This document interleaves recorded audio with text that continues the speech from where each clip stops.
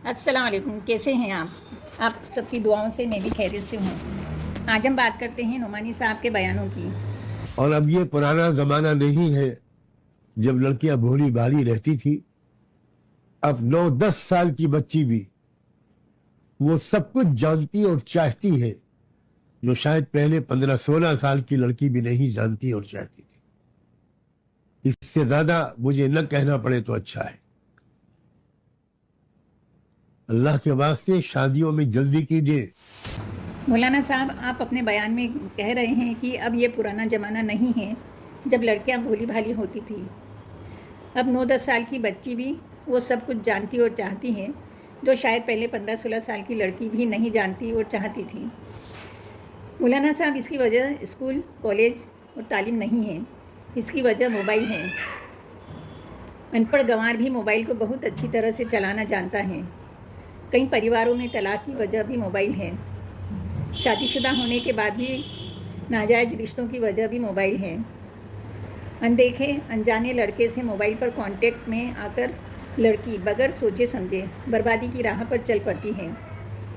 इसके लिए माँ बाप और घर के बड़ों को ध्यान रखना होगा। वक्त वक्त पर मोबाइल चेक करना होगा। पुराने वक्त में एक वक्त ऐसा भी था जब रेडियो भी बड़ों की हिदायत पर चलता था। बड़े लोग ही तय करते थे कि बच्चों को क्या सुनना है। फिर दौर आया टीवी का।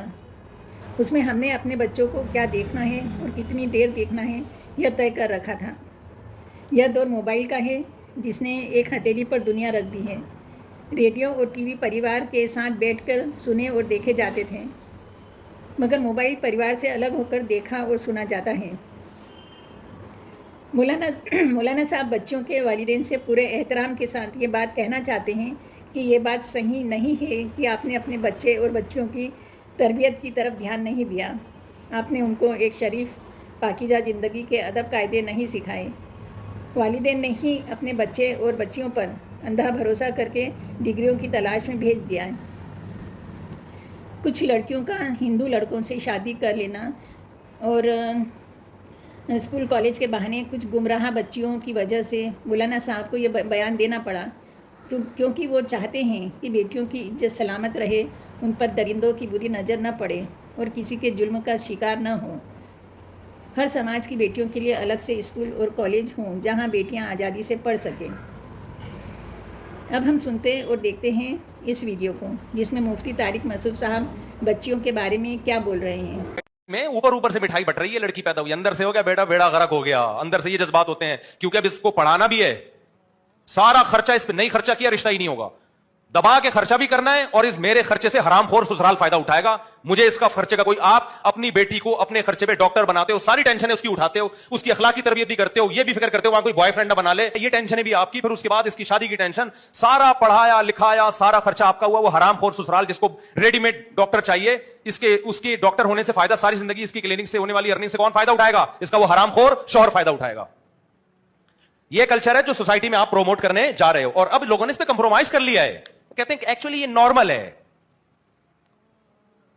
अजाब बना दिया बच्ची को यार तुमने घर में। मुफ्ती साहब, आप ये समझ लें कि आप इस तरह का बयान देकर सिर्फ फसाद फैला रहे हैं। बेटियों को उनके माँ बाप तालीम उनके मुश्किल वक्त के लिए देते हैं। मुफ्ती तारिक मसूद साहब, यह सब आप लोगों के गलत बयानों की वजह से ही मुमकिन हो जाएगा कि लड़की होने पर ऊपरी ऊपरी दिखावे की खुशी में मिठाइयाँ बांटी जाएंगी। आप माँ बाप के अंदर के जज्बात को बता रहे हैं कि बेटी होने पर बेड़ा गर्क हो गया, अब इसे पढ़ाना भी है, इस पर खर्च भी करना है। माँ बाप अपने खर्च पर उसे डॉक्टर बनाते हैं, उसके अखलाकी खर्च पूरे करते हैं और उसकी तरबियत करते हैं। उसका फ़ायदा उसका हरामखोर शौहर उठाएगा। मुफ्ती तारिक मसूद साहब, एक लड़की को पालने पोसने उसे बड़ा करने में माँ बाप को जितनी मेहनत करना होती है उतनी ही एक लड़के के लिए भी मेहनत होती है। जो फ़िक्र लड़की की तरबियत करने में की जाती है कि ये कोई बॉयफ्रेंड ना बना ले, यही फ़िक्र लड़के के लिए भी होती है कि ये कोई गर्लफ्रेंड ना बना ले। जितना खर्च एक लड़की को डॉक्टर, इंजीनियर, टीचर या कोई भी प्रोफेशन में जाने के लिए माँ बाप को उठाना पड़ता है, उतना ही खर्च एक लड़के का करियर बनाने के लिए भी उठाना पड़ता है। मुफ्ती साहब, फिर वो लड़का दामाद बनते ही हरामखोर कैसे हो गया? अगर लड़की डॉक्टर है तो उसका फ़ायदा दोनों परिवारों को होगा, उसकी आने वाली औलादों को होगा। उसी तरह लड़का अगर डॉक्टर है तो उसका फ़ायदा भी दोनों परिवारों को होगा।